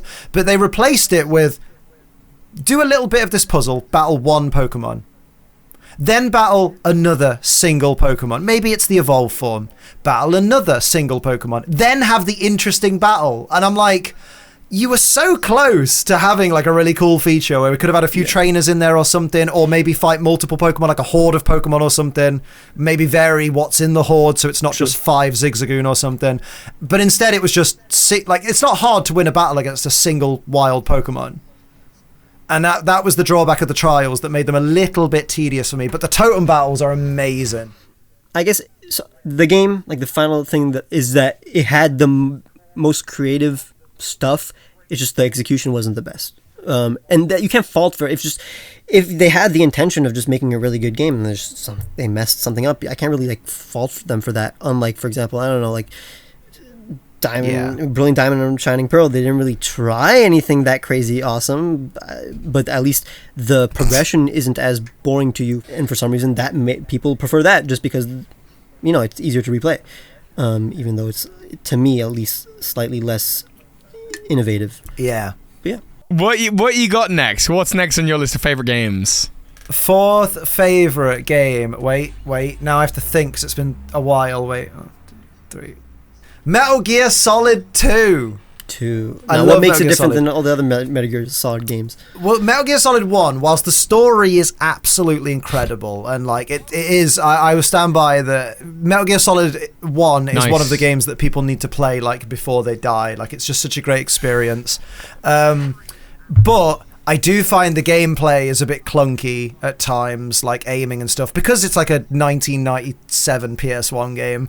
And the characters don't have mouth movements. They all look like wax models. Their facial features are just like the bare minimum of pixels to go, that kind of looks like a face. So it struggles in that aspect, but it's a fun game. But Metal Gear Solid 2 was the first Metal Gear Solid on the PlayStation 2, and it's just such a, I don't know, just something like, it's such a quirky little game. Like, you start off the game playing as Solid Snake, the protagonist of Metal Gear Solid 1, and he's in his full 3D. He now looks like a human. He looks like a badass, and you control him through this whole like episode on this oil tanker, and you uncover the new Metal Gear that's being made. And then the game just goes, yeah, but the bad guy sunk the tanker. We think Snake is dead. You're not playing as Snake now. You play as this Raiden guy instead a couple of years later. And it was such a swerve because they didn't put Raiden in any of the trailers for the game. They just showed the Snake gameplay. So then when you end up playing as Raiden for the rest of the game, it's like, huh, okay. But as you go through the game, it's actually got a really interesting story. You start to warm to Raiden as a character, and you start to understand him a little bit better. And just the characters that you meet, the bosses that you fight, it's a really fun experience. And it's not like, because it looks generically like, oh, it's just a standard shooty pew pew game, but it's got so much like extra character to it, and like it's got this kind of campy charm where it's not trying to take itself too seriously. Like that's a good thing for me. I like things that don't take themselves too seriously because I relate to that, because I don't take myself very seriously at all. And I like that. I like that they can throw in a lot of like little bits of humor into such a, kind of like a serious action setting. Yeah, that's the identity. At least from a person who hasn't played Metal Gear, that is the identity of that franchise. But is Metal Gear Solid 2 the one with the famous quote, why are we here? Just to suffer? No, that's Metal Gear Solid 5. That's 5. Yeah, because I remember the cutscene being way better. Why are we still here? Just so it can't be that. Yeah, that's a heck of a game. That's one of the people that you save in Metal Gear Solid 5 on one of the missions is Hideo Kojima himself, which is great. It's not. I think they give him a different name, but like when you take them like the bag off his head, you're like, that's Hideo Kojima. That's literally him. That's cheeky boys. What's the thing that I like, the personal experience that I have with the franchise, because again I haven't played it, is, so do you know what a bat mitzvah is? Do you know what a bar mitzvah is? Bat mitzvah is for girls, right? Yeah, so it's a girl version of a bar mitzvah. If you don't, the coming of age celebration. When a girl turns 12, they do this party, and in a lot of bat mitzvahs they have they play games, like think of any party game but with a lot of people. Charades. Yeah, charades. I mean, not charades. I mean, it's like what's the game? You said any party game, man. Yeah, I mean, charades. I'm saying like with 100 people, you don't play charades with 100 people. Why not? Because that would be weird. They're all just like Shrek. No, but like what's like the whatever. One of the games was like trivia about the bat mitzvah. Like all of her friends have to answer questions about like what's her favorite food or whatever, right? So they brought up like what's her favorite, like, oh, what's this girl's favorite video game, And everybody, I guess everybody's like sexist, I guess. They all just bring up like very like girly video games like princess Barbie stuff, Racer. or, like, Barbie Racers or Nintendogs, or even though that's not girly, but you know what I mean. Stereotypical girl games. And then she was so disappointed. Nobody answered. Then she starts screaming at everybody. It's like, it's Metal Gear Solid 2! Oh, what a queen. Go on. Queen. Good game. It was, yeah, that for forever I remember that because it made... I had a crush on this girl, so it made me even like her a bit more, honestly. Wow, she's a gamer! I wasn't a game. I didn't play any games, so like it was more just like, I like well-rounded people who have like surprising interests and stuff like that. So that was really cool. Fallout 3 specifically. I like that game. Have you guys played Fallout games? I haven't completed it, but I've played a big chunk of it. Cool. I like the system where you can zoom in on their heads and go, 22% chance to hit. I'll take it. And I miss. Ron, have you played a Fallout game before?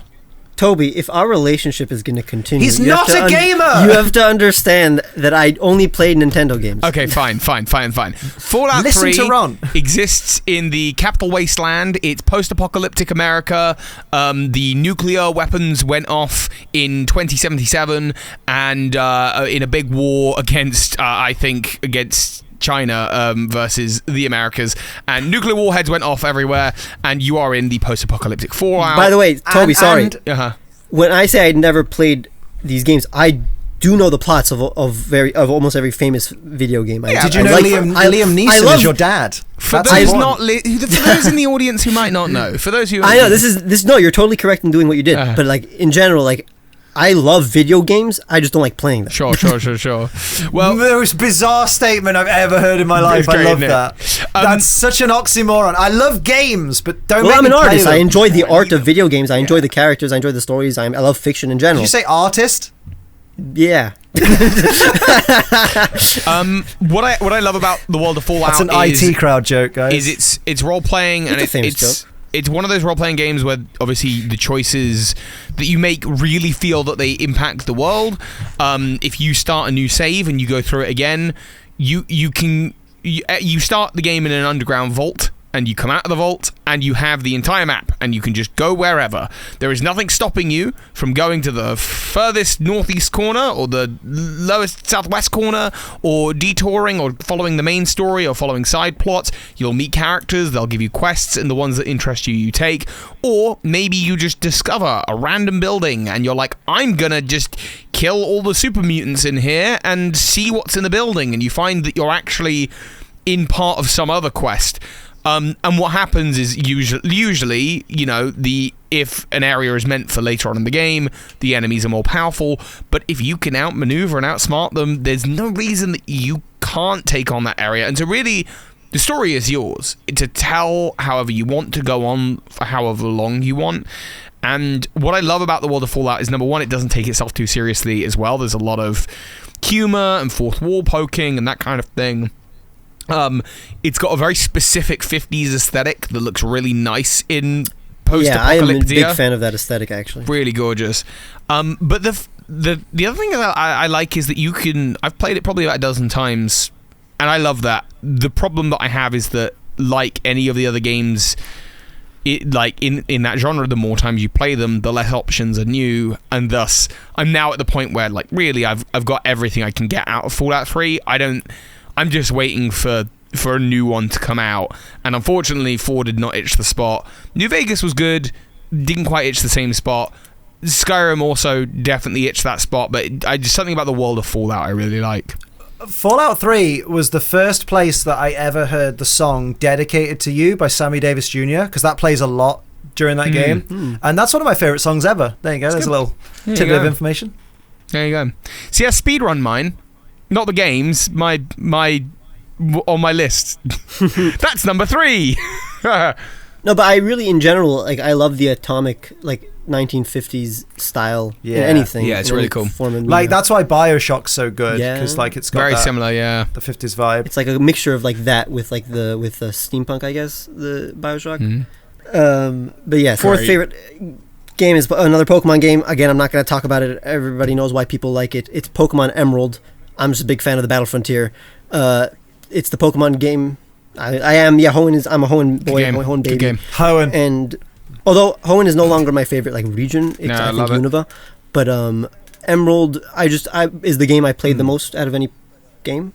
So yeah, that's it. That really is the reason, and everybody knows why Emerald is really good. Yeah, cool, good.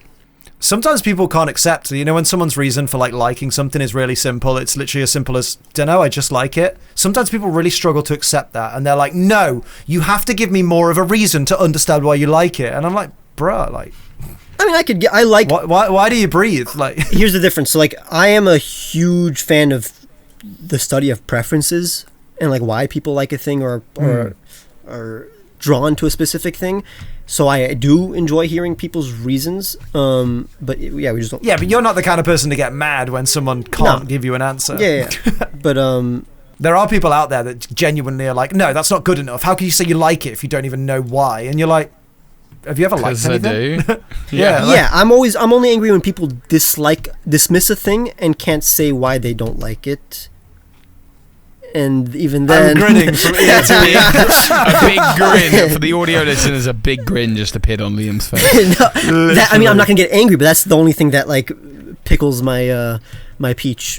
Like, Pickles your peach. Blimey, I thought this was a PG podcast. That really rustles my jimmies. That really pickles my peach. Blimey. Oh my word. Oh, Liam, what's next on your list, good sir? Number 3, and it's the newest entry into my top 5, and it is my game of 2022. You created a game? No. Oh, that was good. I was right about to say the title. I derailed it so much. Triangle Strategy. Oh, yeah. Triangle Strategy. I fell in love with that game.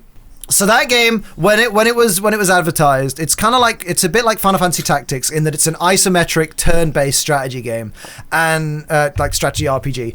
And when it was like advertised on like the PlayStation like State of Plays, I guess is the plural of State of Plays. I guess it's States of Play. Yeah, States of Play. Yeah, that's confusing. Anywho, I told you tangents. When that was advertised, Sophie, who loves Final Fantasy Tactics and Fire Emblem and stuff like that, was like, wow, that looks just like Fire Emblem and Final Fantasy Tactics, I have to play that. And I was like, that's a cute looking RPG. Like, I'm sure I'll have a look when Sophie's playing it or something. So then, leading up to it coming out, I think Nintendo were like, yo, do you want to play Triangle Strategy? Do you want to give it a go? No, or it might have been Square Enix. Nintendo. One of the two. I think it was Nintendo. It doesn't matter. So it's not important. Oh, my connections. Look at me. I'm not that big-headed. It's just a big forehead. Basically, when that came out, they were like, do you want to play it? And I was like, yeah, I'll give it a go, because like Sophie's really interested in it and she likes some really cool RPGs, so maybe I should give her taste a try. And so I started playing it. Within the first stream of it, I was like, wow, I'd only planned to play this as 2 of my streaming days a week. I'm really sorry, everyone. I'm playing this every stream until I've finished it. I won't play it off stream because I only really have time to play games while I'm streaming. So this is going to be the stream until I finish this game because I'm already hooked. And the story was absolutely breathtaking. It's one of those games as well where you'll take different paths in the game and different routes to the story and different outcomes to the story, different endings, depending on the choices you make throughout the game. It's so beautiful at the same time, and the music is lovely, and everything just comes together to just make a fantastic game where all the way through the story I was like, where is this going? Like, this story is fantastic. I want to see what happens next. I was itching between streams just like, I need to know what happens in the story. And I don't know how well it did, whether it was successful, whether it will get like a sequel or another game in the same universe, but I want as many people as possible to play Triangle Strategy. If you like RPGs, if you like Fire Emblem, if you like Final Fantasy Tactics, definitely that's a game for you. For a long time, I thought it was a sequel to Octopath Travelers.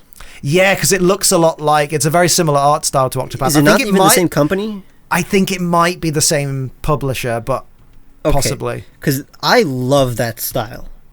It's great, isn't it? If they ever make a black and white remake and they don't want to make it like a traditional remake, I'm always like, that's the style I want it to be. It's like pixel art, but like an isometric kind of pixel arty style, and it's with it's the lighting is amazing. With the shadows. If Pokemon took that direction, I'd be so for it. I think it'd look just incredible. We don't need 3D open world. We can have an open world that's like that, and I'd be happy. Well, isn't that Pokemon Conquest is the closest to that, right? If they just made a new Pokemon Conquest, people would really enjoy it. Also, and this is just an extra side note, Alan Lee, who does the voice of King Roland in that game, the voice acting's incredible in the game as well. That's something we should point out. Alan Lee was actually popped into our streams to sit and you know how sometimes people who are in games and stuff will pop in a stream and be like, yo, thanks for supporting my game. We were like, cool, that's really awesome. And then 3 hours later, he was still in my stream just chilling and watching, and we were just like, that's so cool, man. Super cool. I like the voice actress for Aerith plays the games on stream, and there's a lot of clips of her being awesome. That's cool. That's very cool. I wish I could voice act. I'm just not that good at it. You've done a little bit. I'm sure we'll get to that in a little bit. For me, Halo. Oh yeah, Halo 3 multiplayer is, and I'm separating that from the campaign because the campaign's incredible. Halo 3 as a whole is really, really epic. It's got a spin-off ODST, which is also fantastic. But the Halo 3 multiplayer, jumping online with friends, squads of 4, squads of 6, squads of 8, jumping into vehicles, warthogs, tanks, whatever, riding around the map and just trying to rack up as many kills as you possibly can. Something quite magical about Halo, I think, that other shooter games, I feel like with the big debate in the day was Call of Duty versus Halo. And with Call of Duty, it's pick up the gun, point it at your opponent, shoot, fire, first to do so wins. Was effectively the 99% of the outcomes was first to fire wins. With Halo, there's this just incredible sandbox of items and things in the terrain, vehicles and stuff that really allow for really sort of dynamic and fun gameplay where if your opponent's got a gun on you, first of all, what is the gun? If it's a rocket launcher, yeah, you're probably screwed. But if it's the assault rifle, which is what everyone's starting with, you've got time for your shields to go down, to react to, is there something in your environment you can use? Do you need to outplay your opponent? Do you need to outjump them, move around them?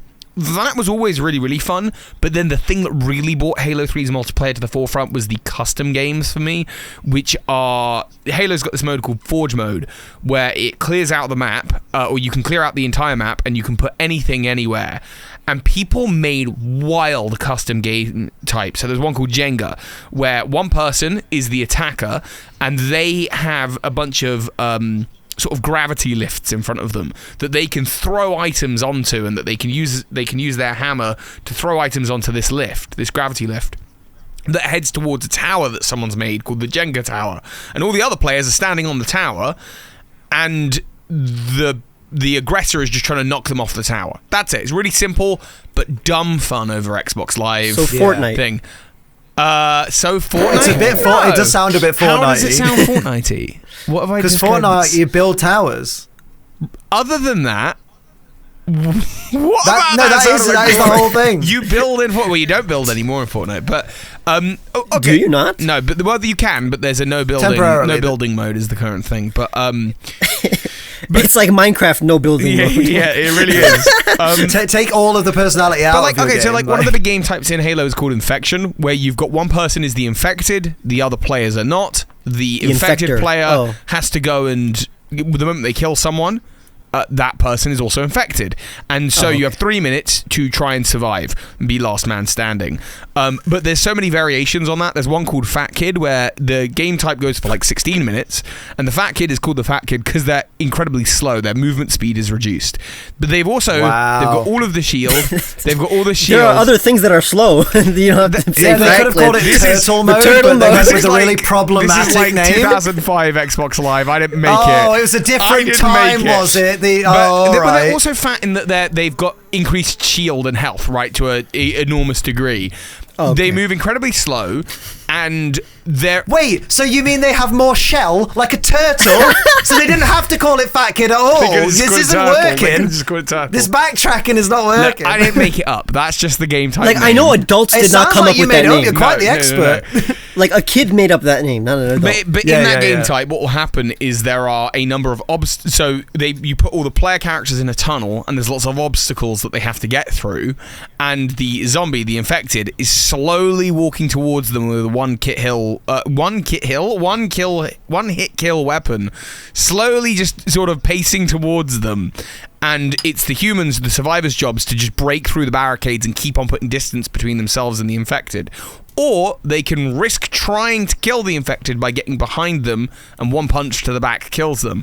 The only thing I can input with Halo is that I'm a big fan of ring worlds. Yeah. like I love the concept and seeing that in any kind of execution. Like I think the only movie that I've seen it in was Interstellar. The end of Interstellar, you get to see like this ring world where the entire planet is on a ring. I love that. I love that concept. I love seeing that.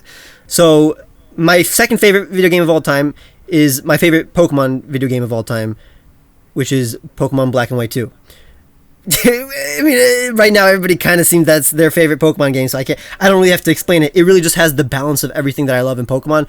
It has the most amount of optional locations, of very interesting just places to be and Pokemon to see, and also like the amount of Pokemon and the kind variety of Pokemon you can use is amazing. I love the characters of Unova. I love Unova, and it's my favorite region. The story's not bad at all. It's not second best to the original Black and White, but it's like in the top 5. It doesn't do anything terribly except for just the addition of the mandatory Pokestar Studio at the beginning. Other than that, it's a perfect Pokemon game for me. Speed running. I don't have a lot of unpopular opinions when it comes to video games. Other than that, I don't play video games. I mean, how that's can not an opinion. That's a lifestyle. How can you have unpopular opinions if you don't play them? Exactly. All right, then. Okay, so we're speed running. Liam, how you doing? Yeah, we're up to number 2. Second favorite, Final Fantasy VIII, because it's the best one. Which one is that one? That's the one with Squall and Zell and Renoa, and Renoa's the worst character. Don't worry about her. You don't have to worry about her. Although you do have to worry about her because she's always in the place she shouldn't be in, and that's why we don't like her. I love the setting. I love the characters. I love just the limit breaks in that game, like special moves, absolutely fantastic. I love the junction system, which is basically where you absorb magic from enemies and from special magic draw points, and you equip those magics to your stats. So say you have like 99 thunder spells and you equip it to your strength stat, it will up your strength by like 50 points or something. And basically that means that if you use certain magic attacks that are junction to certain stats, that stat may go down if you use too much of that spell over time, and you have to draw more of it and things. And I really love that it makes you think a little bit more about the action. I love that it's an active turn-based game, so if you aren't doing anything if you're just sitting there thinking, what should I do against this enemy? It gives the enemy time to go, well, I'm going to attack then. But yeah, Final Fantasy VIII, I love the entire story from start to finish. The soundtrack is the best soundtrack of all the Final Fantasy games. Like, every track is a baller. The locations are great. My sort of second favorite game ever is, I think at the moment, is Last of Us Part 2. I've heard good things. Cinematic masterpiece. Why do you like it more than Part 1?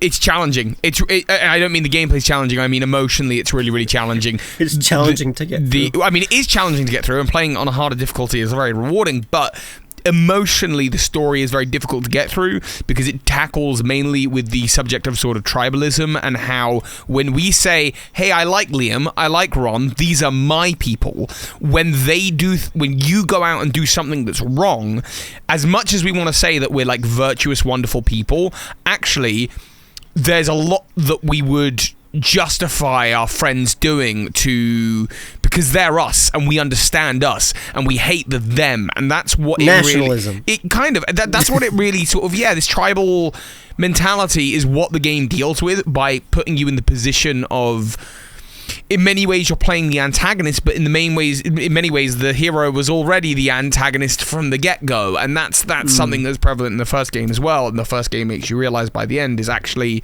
the hero of the story is also the kind of doomer of humanity.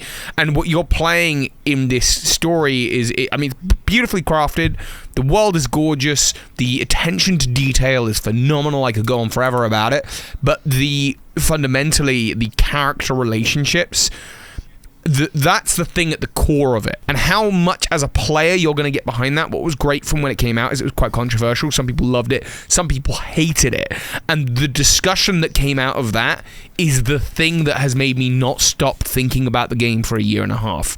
I just can't get it out of my head, and I'm partway through playing it again. It's just stunning character work and so expertly written and crafted. It was weird because a lot of people gave flack to the voice actress of one of the characters in that game because the character did something bad, which was the stupidest thing I've ever heard in my life. It was nuts. People are really stupid. What really upset me was to see the people who didn't like the story, who didn't like the direction, right? And they would say, I can't believe you've ruined sort of, this character that I love like this, or done this for this character that I love.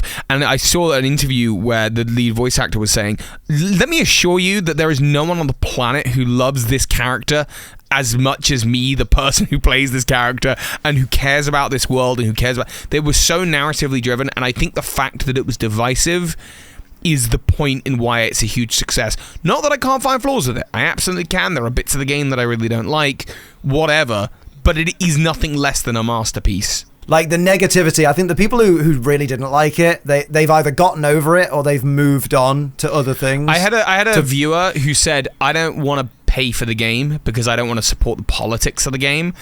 And I said to him, great, I'm going to send you my copy. Because... I like, you need to play this. Like, I just don't care. And as I sent him my copy, because it frustrated me. Did they play it? I hope so. It frustrated me. Mate, imagine if you sent your copy and they just went, oh, finally it's here. It frustrated me to no end, the idea that someone wouldn't play it because they disagree with it politically. It's a game that... What? It's a game that is supposed to challenge you. And the fact that it challenges so many people is what makes it a masterpiece. Like...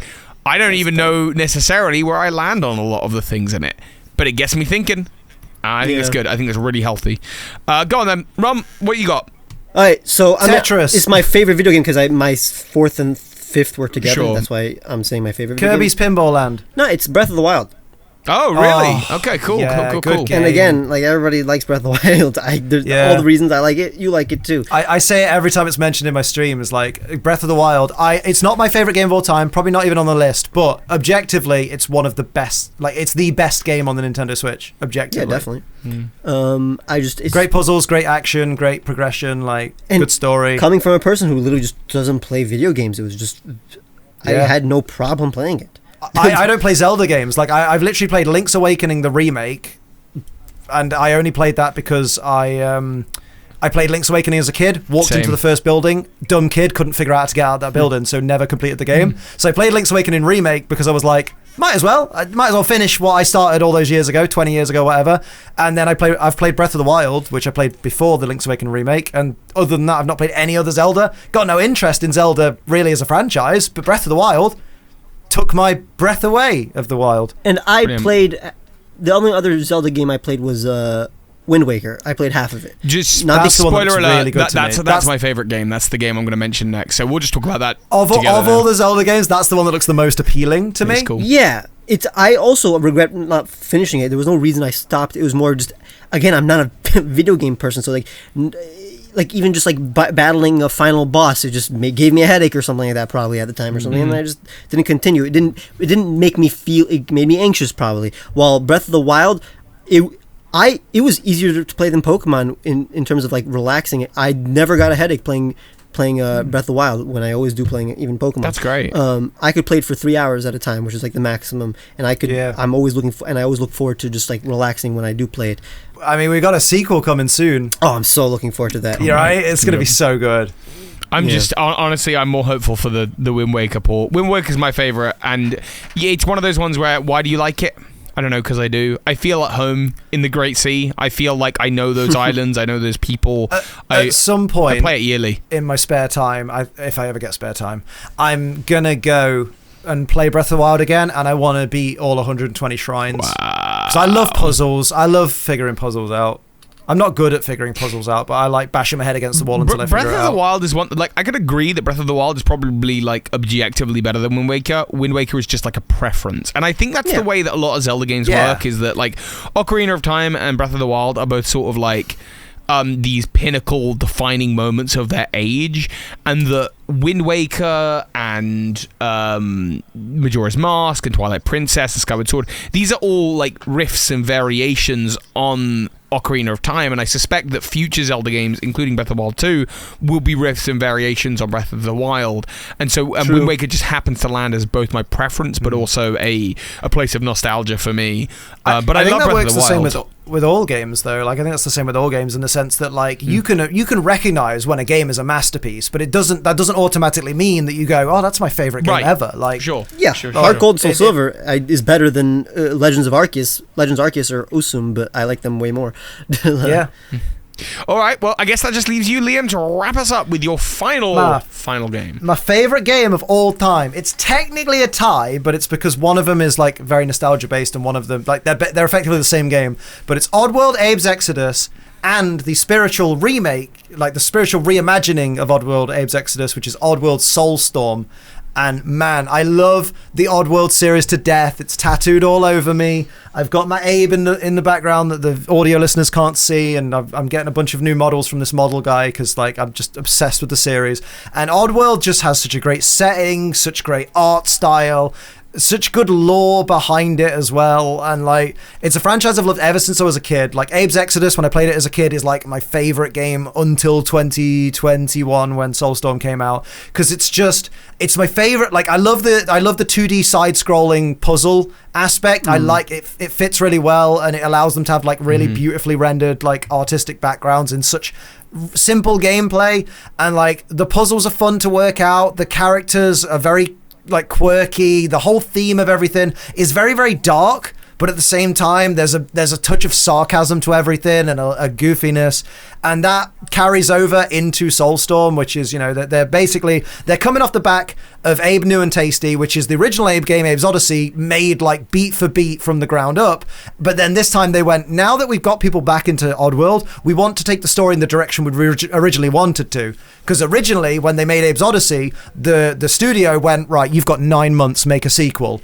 And they were like, what? Okay, well, I guess we're gonna have to cut a lot of stuff out and just build on the same engine we had before and just bang out Abe's Exodus. So Abe's Exodus, whilst it's a fantastic game and everyone should play it, it's not fully true to the creator Lorne Lanning's vision. So Soulstorm is like what he intended for the sequel to Abe's Odyssey to be. Director's cut. And so it's a lot darker. It takes there are different areas you go to. The lighting and the graphics are absolutely beautiful for the game. I think the 2.9D perspective really works, which is basically where it's 2D side scrolling, but the more you move and the quicker you move, the camera pans slightly to be kind of behind Abe as you're going along things, and just everything's so good. I love Soulstorm, and I'm in it is another thing. Say that, There's a big one. You're in it. But I really have to stress to people, like, me having a very, very, very, very, very minor voice role in the game does not affect my enjoyment of this game. Like, it's not like I'm telling myself I have to like it because I'm in it. Because I could very much enjoy the game and be this obsessed with the game and go, but it doesn't crack my top 5. Like, there are games I like more than it, but hey, I'm in this one, I guess. But I love this game so much, and just the little icing on the cake is that my name is in the credits really early on. So right cool. under Kadikarus. That's super right cool. underneath Kadikarus. I think I'm above Dean Dobbs. Sorry, Dean. I might be below him, actually. That's going to be really embarrassing. When I discovered this franchise or whatever, I remember like looking at screenshots and I'm like, this looks like a thing Liam would love. It does. That's the exact kind of tone you enjoy, I think. So yeah, it's so sarcastic. I have so much love for Oddworld as a company as well. Like they're great. They've been so great to me, and like all that stemmed from their, like, I think I tweeted my tattoos and I tagged them in it like years ago, and they were just like, check your email inbox, and I was like, okay, checked my emails. They'd sent me Oddworld New and Tasty and were like, enjoy it. So cool. So and that's cool. just fucking awesome. They just sent me the game because they liked my tattoos. And then their like the whole voice acting part came about because their social media manager was checking out whoever was streaming Oddworld Stranger's Wrath, which is another wonderful game everyone should play. They just happened to jump into my streams and they were like, we like your streaming, we like your energy. Would you like to stream the next re-release that we're doing on our channel? And then they were like, yo, so we got this new game coming out called Soulstorm, and we want to put some of the creators, the influencers that show like support for our games in it. So you want to be in it? Super cool. Super we'll cool. Pay. And I'm like, yeah, boy, let's go. Liam, you've been the perfect first guest. Like you said, I mean, this is the end of the podcast forever. Wait, what are your favorite games? That was my favorite game was Breath of the Wild. Wait, what was Toby's favorite game? Wind Waker. Oh, I'm so confused. Be in the room. I didn't realize. Be in the room, Liam. Yeah, I'm so confused. I thought we were going me, Toby, Ron, and then we went to me. Because my fourth and fifth favorite game I mentioned at the same time because they were tied. Oh, yeah. I don't do numbers, mate. And then because Ron mentioned Breath of the Wild, I'll just say Wind Waker now. I'm a looks guy. I'm not a numbers guy. Sorry, everyone. Well, too bad we can't see you. Yeah, boy. But that is a great time to ask, Liam, where can people see you if they would like to? can find me at youtube.com/AceTrainerLiam for all of the WTF moments, usually on a Tuesday and Friday. I'm trying my best to keep up with it. Siri battles on a Sunday with my beautiful fiance Sophie, aka Tara Star. Follow her on all her socials. Or 5 days a week, Tuesday and then Thursday, Friday, Saturday, Sunday, twitch.tv/AceTrainerLiam, 7 p.m. till 11 p.m. BST at the moment, because we're British summertime. We play Pokemon. Sometimes we play Warzone, because I love that. And we're also doing a playthrough of Final Fantasy VI on Fridays. What's funny is that the entire podcast, I was holding in something that I literally can't talk about now, but I have to say it. Toby, I watched When Harry Met Sally and Jobs. And Steve Jobs. Let's talk about that. Should we talk about that in the future? We're going to have to talk about it next week. But I have to say it so you know that that I'm sucks. so proud of you. I'm watching, on your recommendation, I'm watching Parks and Rec at the moment as well. So. Oh, really? Also, okay, well, that's a whole longest episode of the Calm Mind podcast ever. Woo! Beat my time, everybody. It's a challenge. Okay, cool. I need to do a wee.